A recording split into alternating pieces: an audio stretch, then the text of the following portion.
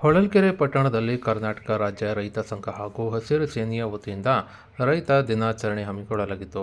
ಇನ್ನು ಹೊಳಲ್ಕೆರೆ ಪಟ್ಟಣದ ವೀರಭದ್ರೇಶ್ವರ ಸ್ವಾಮಿ ದೇವಸ್ಥಾನದ ಆವರಣದಲ್ಲಿ ರಾಷ್ಟ್ರೀಯ ರೈತ ದಿನಾಚರಣೆ ಆಚರಿಸಲಾಯಿತು. ಕಾರ್ಯಕ್ರಮದಲ್ಲಿ ಮುಖ್ಯ ಅತಿಥಿಗಳಾಗಿ ಸಮಗ್ರ ಕೃಷಿಕ ತಿಮ್ಮಯ್ಯ ನಾಗೇನಹಳ್ಳಿ ಅವರು ತಮ್ಮ ಜಮೀನಿನಲ್ಲಿ ಜಾಯಿಕಾಯಿ ಬೆಳೆ, ತೆಂಗು, ಹೈನುಗಾರಿಕೆ, ಸಾವಯವ ಗೊಬ್ಬರ ತಯಾರಿಕೆ ಬಗ್ಗೆ ಮಾಹಿತಿ ನೀಡಿದರು. ಇನ್ನು ಈ ಸಂದರ್ಭದಲ್ಲಿ ಧರ್ಮಸ್ಥಳ ಸಂಸ್ಥೆ ಯೋಜನಾಧಿಕಾರಿ ಪ್ರಭಾಕರ್, ಜೇನು ಕೃಷಿಕ ಬೈರೇಶ್, ಜಿಲ್ಲಾ ಕಾರ್ಯದರ್ಶಿ ಬಸವರಾಜಪ್ಪ ಭಾಗವಹಿಸಿದ್ದು, ಪ್ರಗತಿಪರ ರೈತರುಗಳಾದ ಬಾಬು, ಸಾವಯವ ರೈತರಾದ ನೂರುಲ್ಲಾ, ಅಣ್ಣಪ್ಪ, ಸಿರಿಧಾನ್ಯ ಬೆಳೆಗಾರ ಚಂದ್ರಪ್ಪ, ಲೋಕೇಶಪ್ಪ ಇವರುಗಳಿಗೆ ಸನ್ಮಾನ ಸಹ ಮಾಡಲಾಯಿತು. ಇನ್ನು ಈ ಸಂದರ್ಭದಲ್ಲಿ ಕರ್ನಾಟಕ ರಾಜ್ಯ ರೈತ ಸಂಘ ಹಾಗೂ ಹಸಿರು ಸೇನೆಯ ಹೊಳಲ್ಕೆರೆ ಪಟ್ಟಣ ಶಾಖೆಯ ಅಧ್ಯಕ್ಷರಾದ Rangaswamy BS, ಗೌರವಾಧ್ಯಕ್ಷರಾದ Shivamurthy HB, Lokesh HK, ಉಪಾಧ್ಯಕ್ಷರಾದ ಮಲ್ಲಪ್ಪ, ಸಿದ್ದರಾಮಪ್ಪ, ಸನಾವುಲ್ಲಾ, ಕಾರ್ಯದರ್ಶಿ ಅಜಯ್ KN ಹಾಗೂ ಖಜಾಂಜಿ ಸಿದ್ದರಾಮಪ್ಪ S, ಶ್ರೀಧರ್, ಕೃಷ್ಣಮೂರ್ತಿ, ಗವಿರಾಜ್, ಪ್ರಸನ್ನ, ಮಂಜು ಹದಡಿ ಸೇರಿದಂತೆ ಹಲವರು ಹಾಜರಿದ್ದರು.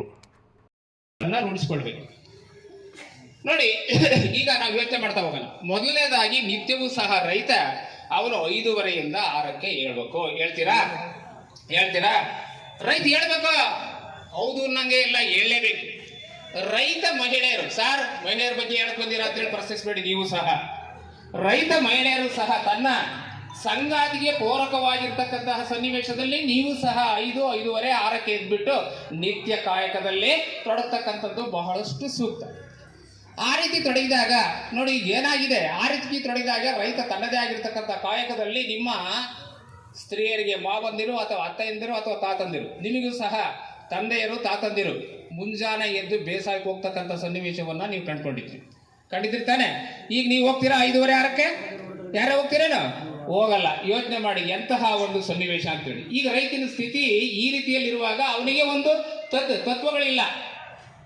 ತತ್ವಗಳು ಇಲ್ಲದೆ ಇದ್ದಂತಹ ಸನ್ನಿವೇಶದಲ್ಲಿ ತಾನೇ ತತ್ವವನ್ನ ರೂಪಿಸ್ಕೊಳ್ಬೇಕು. ಮುಂಜಾನೆ ಹೇಳಿ ತಮ್ಮ ಕಾಯಕದಲ್ಲಿ ನಿರತರಾಗಿ ಏನ್ ಮಾಡ್ತೀರಿ ಸರ್ ಕಾಯಕ? ಈಗ ಎಮ್ಮೆ ಇಲ್ಲ, ಎತ್ತು ಇಲ್ಲ, ಕತ್ತಿ ಇಲ್ಲ, ಕುರಿ ಇಲ್ಲ, ಕೋಳಿ ಇಲ್ಲ, ಮ್ಯಾಕಿ ಇಲ್ಲ, ಯಾವುದೂ ಇಲ್ಲ. ನಿಮ್ಮ ತಾತಂದ್ರೆ ಅವನ್ನೆಲ್ಲವೂ ಸಹ ಸಾಕಿದ್ರು. ಈಗ ಸಾವಯವ ಕೃಷಿ ಅಂತ ಯಾಕೆ ಕರಿತೀವಿ, ಸುಸ್ಥಿರ ಬೇಸಾಯ ಅಂತ ಯಾಕೆ ಕರಿತೀವಿ ಅಂತಂದ್ರೆ, ಅನಾದಿ ಕಾಲದಲ್ಲಿ ಸಕಲ ಜೀವಿಗಳೊಂದಿಗೆ ರೈತ ತನ್ನ ರೈತ ಕಸುಬನ್ನ ಮಾಡ್ತಾ ಇದ್ದ. ಹೋಗ್ತೀರಾ? ಸಕಲ ಜೀವಿಗಳಿತ್ತು. ಎತ್ತು ಇತ್ತು, ಎಮ್ಮೆ ಇತ್ತು, ಕುರಿ ಇತ್ತು, ಕೋಳಿ ಇತ್ತು, ಪ್ರತಿಯೊಂದು ಜೀವರಾಶಿ